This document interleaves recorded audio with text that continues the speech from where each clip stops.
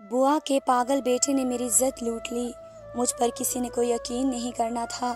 क्योंकि मेरी बुआ का बेटा पागल था, इसलिए मैंने ये राज छुपा कर रखा। लेकिन फिर कुछ दिनों बाद मेरी तबीयत बिगड़ी तो मालूम हुआ मैं प्रेग्नेंट हूँ।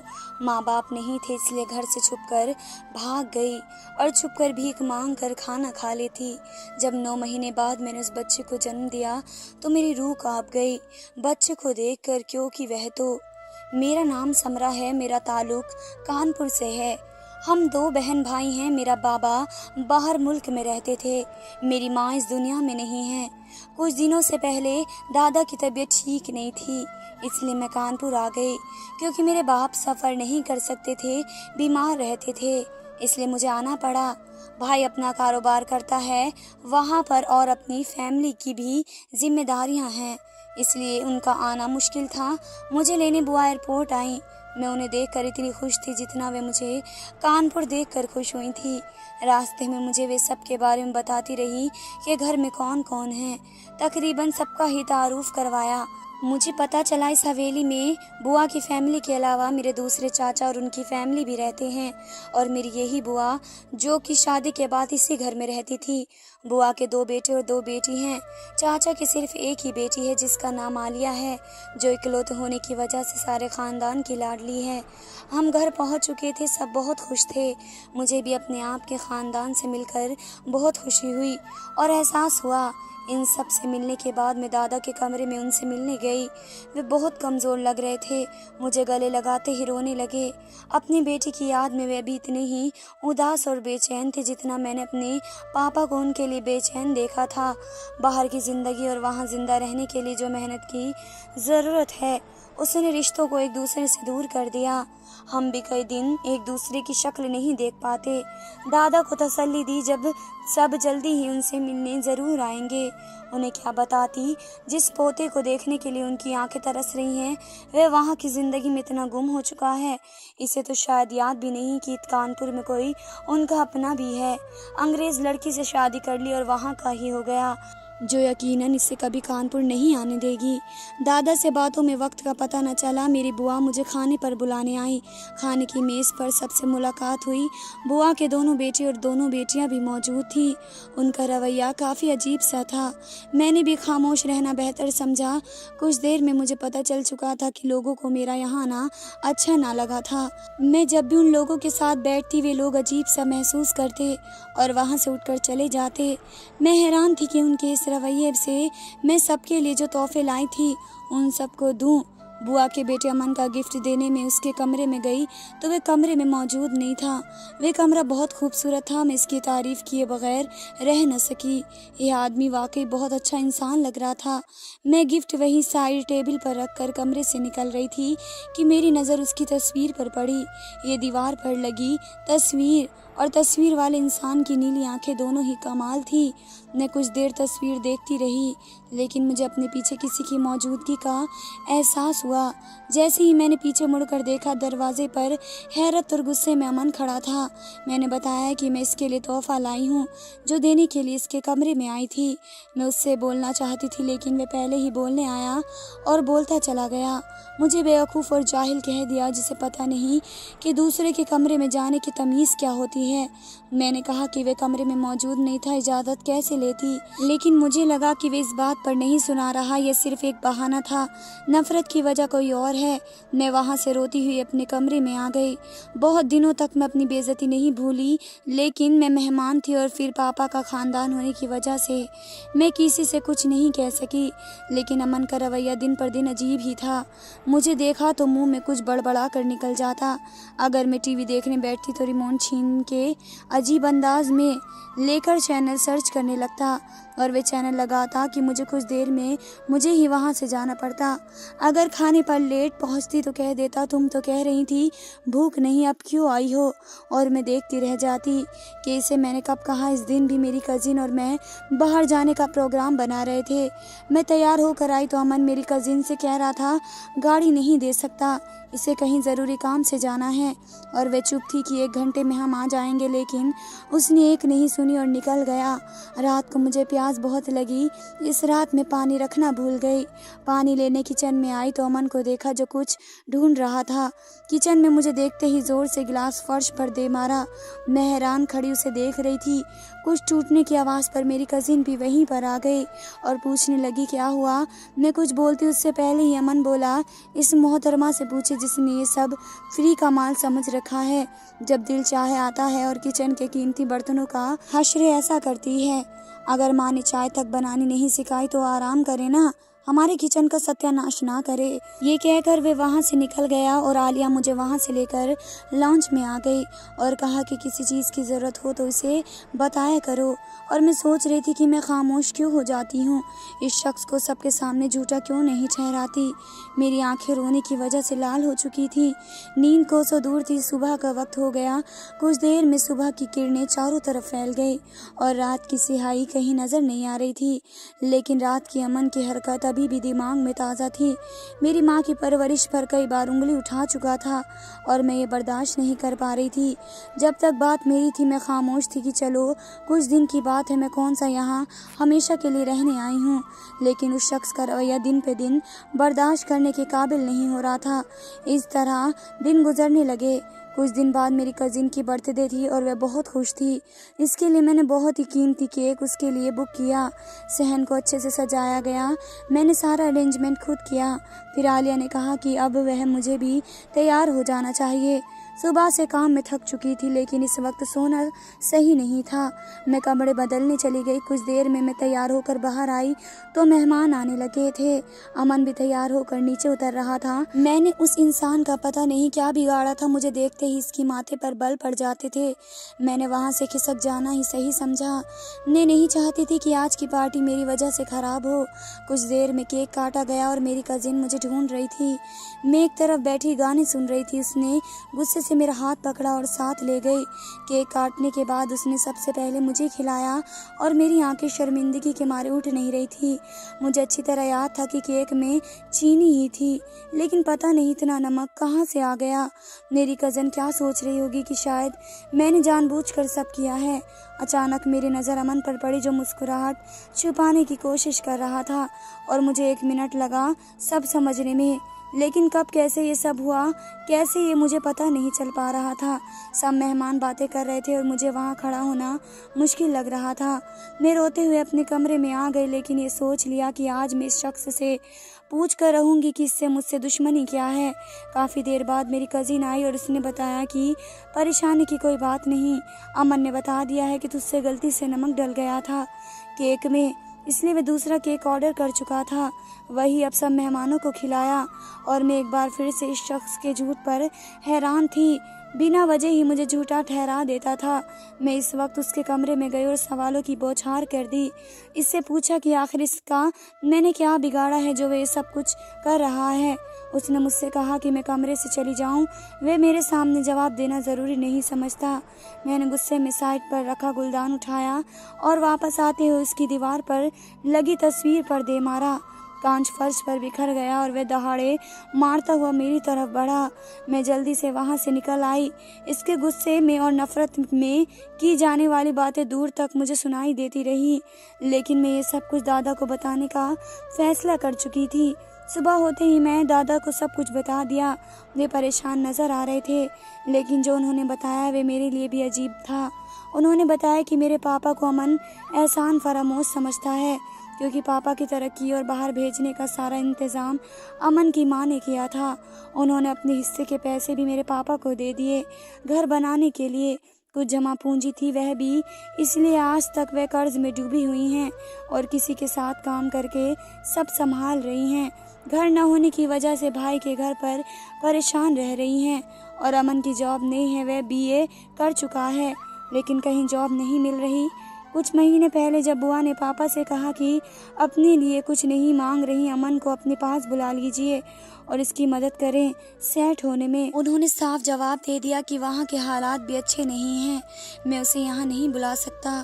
तब अमन को नफरत हो गई मेरे पापा से और सारी फैमिली से। मुझे भी बहुत दुख था कि पापा इतने एहसान फरामोश कैसे हो गए। उन्होंने वाकई अच्छा नहीं किया था। मैं भी अमन से नफरत करने लगी थी। अब हमदर्दी महसूस होने लगी थी। सुबह नाश्ते की मेज़ पर आए। आज मुझे इसके रवैये पर गुस्सा नहीं आ रहा था। वे आज कहीं जॉब इंटरव्यू के लिए जा रहा था। मैंने भी इसे बेस्ट ऑफ लक कहा तो हल्की सी मुस्कुराहट से मुझे देखा और कहा, एहसान फरामोश लोगों की दुआएं स्वीकार नहीं होती। और मैं अपना उदास सा मुँह लेकर रह गई। मुझे वाकई समझ नहीं आया कि क्या कहूँ, लेकिन मैं सारा दिन दुआएं करती रही कि ऊपर वाला करे इसे जॉब मिल जाए। अब मुझे बेचैनी से इसका इंतजार था और ऊपर वाले का शुक्र है उसने सुन ली और मैं इसके चेहरे पर खुशी देखकर समझ गई कि इसे कामयाबी मिल गई है। मैंने वहाँ से चले जाना बेहतर समझा। मैं दादा के कमरे में आ गई और उनसे बातें करने लगी। कुछ देर बाद अमन भी उनसे मिलने और उन्हें बताने वहीं आ गया। वे बहुत खुश था। इस अच्छी मल्टीनेशनल कंपनी में अच्छी जॉब मिल गई थी। आज शायद खुशी में वह अपने माथे पर मुझे देखकर बल डालना भूल गया, लेकिन मैं वाकई इसकी कामयाबी पर खुश थी। चलो एक मसला तो हल हुआ। घर में सब बहुत खुश थे, लेकिन शायद सबकी आजमाइश अभी बाकी थी। अचानक दादा की तबीयत बिगड़ गई। चाचा उन्हें अस्पताल ले गए। हम सब बहुत परेशान थे। सभी दुआएं कर रहे थे कि ऊपर वाला करे उन्हें कुछ ना हो। शाम को बुआ की कॉल आई कि दादा मुझसे मिलना चाहते हैं। सब लोग वहीं थे। दादा को देखते हुए मुझे समझ नहीं आई कि क्या कहूँ। ऐसा कि वे जल्दी से मुस्कुराहट दी यहाँ से या हैरानी से अमन की शिकायतें लगाऊं, लेकिन वह तो बेहोश पड़े थे। मैं उन्हें देखकर कमरे से निकल आई, बाहर बेंच पर बैठ गई। पापा को सारी बातों के बारे में बताया। वे लोग भी जल्दी आने का कह रहे थे, लेकिन यकीनन सारे मामलात में वक्त लगता है। इसी वक्त डॉक्टर ने बताया कि दादा को होश आ गया है। हम खुशी में रोने लगे थे। हम लोग कमरे में गए। दादा मुझे पास बुलाकर कहने लगे, सारी नफरत और शिकवे गिले दूर करो।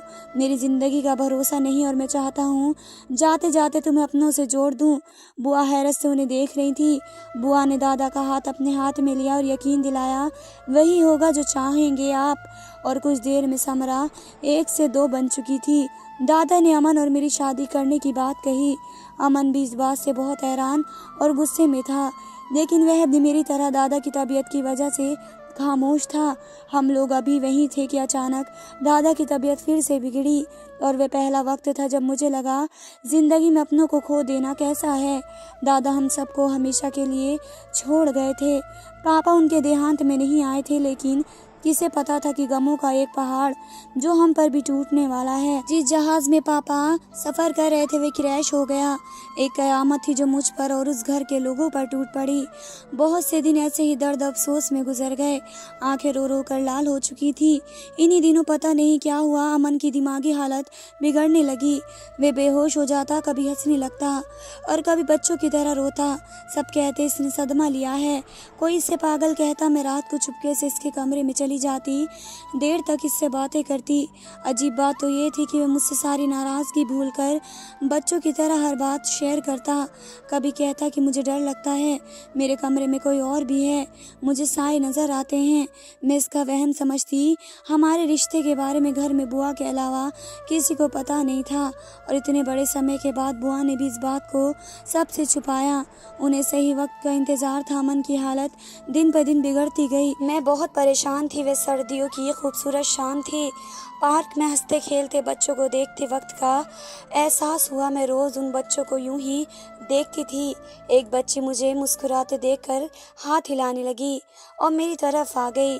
अब वह अपनी जुबान से मुझसे पूछ रही थी कि मैं अकेली क्यों आती हूँ, और मुझे इसके मासूम सवाल पर अमन याद आया, जो मुझे तंग करने के बाद भी जीत पाने से कहता था, तुम पागल हो। आज इसकी हालत पागलों जैसी थी। किसी डॉक्टर को पता नहीं चल रहा था कि मसला क्या है। एक दिन पता चला कि मैं प्रेग्नेंट हूँ। मैंने सोचा अमन की दिमागी हालत ऐसी है कोई मेरी बात पर यकीन ही नहीं करेगा, और बुआ मुझे सख्ती से मना कर चुकी थी कि शादी का जिक्र नहीं करोगी जब तक कि मैं ना कहूँ। इस दिन वह किसी रिश्तेदार के घर गई थी और अमन ने अपनी दिमागी हालत में आकर मेरे साथ वे जुल्म कर दिया था। मैंने बुआ से कहा तो उन्होंने यकीन नहीं किया और मुझे बुआ बुआ ने धक्के देकर बाहर निकाल दिया कि तुमने मेरे पागल बेटे पर इल्ज़ाम लगाया है कि मेरी ज़िंदगी उसके पागल बेटे ने बर्बाद कर दी थी। पर यह बात कोई न मानता क्योंकि वह पागल हो चुका था। माँ बाप न थे इसलिए बहादुर नहीं रही थी। ख़ानदान की नज़रों और तानों के डर से घर से भाग गई और छुपकर शमशान घाट में रहने लगी। रोज़ भीख मांग कर खाना खा लेती। जब 9 महीने बाद मैंने शमशान घाट में बच्चे को जन्म दिया, लेकिन जैसे ही बच्चे को देखा तो मेरी रूह कांप गई। इसके आसपास रोज़ाना ही अजीब किस्म की बदबू फैल जाती। वह रोते रोते नीला हो जाता। मैं इसे चुप करवाते थक जाती। मेरी ज़िंदगी अजीब मुश्किल में फंस गई थी। मैं एक अच्छे ख़ानदान और खाते पीते घराने की लड़की थी, लेकिन मैं फ़कीरों की तरह ज़िंदगी गुजार रही थी। एक दिन मैं अपने बच्चे को दम करवाने ले गई। बाबा जी ने बताया कि शमशान घाट रहने की वजह से बच्चे पर साया हो गया है। मुझे अब अपने बच्चे की खातिर वहाँ से निकलना था। मैं रोज़ाना ही उसे दम करवाने जाती। एक दिन मैं किसी से टकरा गई, देखा तो कोई और नहीं, मेरी बुआ थी। मुझे देखते ही सीने से लगा लिया और कहा, तुम कहाँ थी? कहाँ कहाँ नहीं ढूंढा तुम्हें, और तुमने क्या हालत बना ली है। वे मुझे ज़बरदस्ती घर ले आई। मेरी बुआ मुझे देखते ही माफ़िया मांगने लगी कि उसने बहुत जुल्म किया है। बुआ ने सबको बता दिया कि अमन की शादी हुई थी समरा से। उन्होंने कहा कि मेरे किए की सज़ा मिल गई। अमन का बहुत बड़ा एक्सीडेंट हुआ था, वे बहुत ही बुरी हालत में था। डॉक्टर ने उसे इलाज कर दिया है। मुझे जब पता लगा मेरे पैरों तले ज़मीन निकल गई। मैं ऊपर वाले से शिकवे करती थी, लेकिन ऐसा कभी नहीं चाहा था। मैंने बुआ से कहा कि मुझे अस्पताल ही ले चलें। उन्होंने मेरी बात मान ली। सभी वहाँ मौजूद थे और सब दुआ करते थे कि अमन जल्दी से ठीक हो जाए। रात तक सब वहीं रहे, फिर सबको बुआ ने घर भेज दिया। मैंने मना कर दिया, मैं वहीं रुकना चाहती थी। डॉक्टर से मिलने पर पता चला कि अमन के सर पर चोट लगी है। अगर अगले कुछ घंटे में होश न आया तो हो सकता है कि वे कोमा में चला जाए। मैं बहुत परेशान थी और दुआ भी कर रही थी कि वह होश में आ जाए, लेकिन मेरी आजमाइश बाकी थी। अमन कोमा में चला गया। सब सदमे में थे। मेरा ज़्यादा वक्त नहीं गुजरता अमन को देखते और बातें करते। डॉक्टर ने बताया अमन सुन सकता है। मैंने उसे बताया कि इसका एक बेटा है जो बिल्कुल इसके जैसा है। हम दोनों का रिश्ता भी अजीब था। अब तक खुश नसीब नहीं हुए थे। मिलने से पहले ही जुदाई मुकद्दर बन गई थी। मैं फिर से अमन के पास ही बैठ गई। इसे आज की सारी रूटीन सुनाई। इसे बताया कि इसका बहुत नुकसान भी आज पूरा कर दिया है। इसकी तस्वीर पर जो जानबूझकर गमला फेंक कर मार कर तोड़ी थी, दोबारा से फ्रेम करवा के लगवा दी है। इसका हाथ अभी भी मेरे हाथ में था। मैं बातों में मसरूफ थी। जब मुझे लगा कि अमन की पलकों ने हरकत की है, फिर मुझे लगा कि इसका हाथ हिला है। मैं बेहद खुशी और हैरत से मिले जुले जज्बात में जल्दी जल्दी से बुआ को आवाज़ देने लगी। जब बाहर बुआ बैठी थी, जल्दी से अंदर आई और जल्दी से डॉक्टर को बुलाने चली गई। डॉक्टर ने चेकअप के बाद हम सबको ज़िंदगी की सबसे बड़ी खुशी सुनाई कि अमन खतरे से बाहर है। मैं खुशी से बुआ को देखा। उन्होंने भी मेरे सर पर हाथ फेरा और ऊपर वाले का शुक्र अदा किया। अमन ने आंखें खोली और मुझे लगा कि ज़िंदगी लौट आई है। अमन ने हाथ बढ़ाया मेरी तरफ और इस बार मैंने भी सामने से देर नहीं की। मेरे आंसू नहीं रुक रहे थे। डॉक्टर ने अमन को घर ले जाने की इजाज़त दी। घर पर सब बहुत खुश थे। बुआ ने उसकी नज़र उतारी। अब अमन घर आ चुका था। मैं कमरे में आ गई। फ्रेश होकर बहुत दिनों बाद अच्छी और सुकून की नींद ली। शाम के वक्त अलीना ने आकर जगाया। अमन भाई तुम्हें 2 बार पूछ चुके हैं। मैंने कुछ देर में आने का कहा। कुछ देर बाद मैं अमन के कमरे के दरवाजे पर थी, लेकिन हिम्मत नहीं थी कि अंदर जाऊं। कुछ देर बाद दरवाज़ा खुला। मैं हैरान रह गई। बुआ सामने खड़ी थी। मुझे देखकर पूछने लगी कि यहाँ क्यों खड़ी हो बेटा, अंदर आ जाओ। वह कह कर चली गई तो मैंने दरवाज़ा खोला तो सामने अमन मुझे ही देख रहा था। देखते ही शुरू हो गया, तुम कहाँ गायब थी? तुम्हें एहसास भी है कि मेरी दवाई वक्त पर देनी है? तुम्हें एहसास भी है तुमने मुझे खाने का पूछा? मैं हैरानगी से और खुशी के मिले जुले अंदाज से उसे देख रही थी, लेकिन आज इसका बोलना बहुत अच्छा लग रहा था। मैंने भी मुस्कुरा कर इसे कहा, तुम बोलते ही अच्छे लगते हो, खामोश अच्छे नहीं लगते। अमन पर किसी ने काला जादू कर दिया था। जादू ऐसा था कि अमन की दिमागी हालत ख़राब हो गई। बाद में किसी बाबा के पास उसे ले जाया गया तो जादू का असर खत्म हुआ, लेकिन तब तक देर हो गई थी। अमन का एक्सीडेंट हो गया। उसे दिमागी हालत की वजह से उसने जानबूझकर गाड़ी एक पेड़ से लगा दी थी। मैं अब अमन का बहुत ख्याल रखती थी। अब अमन और मैं खुशगवार ज़िंदगी गुजार रहे थे। हमारा एक बेटा भी था। हम बहुत खुश थे। धन्यवाद दोस्तों।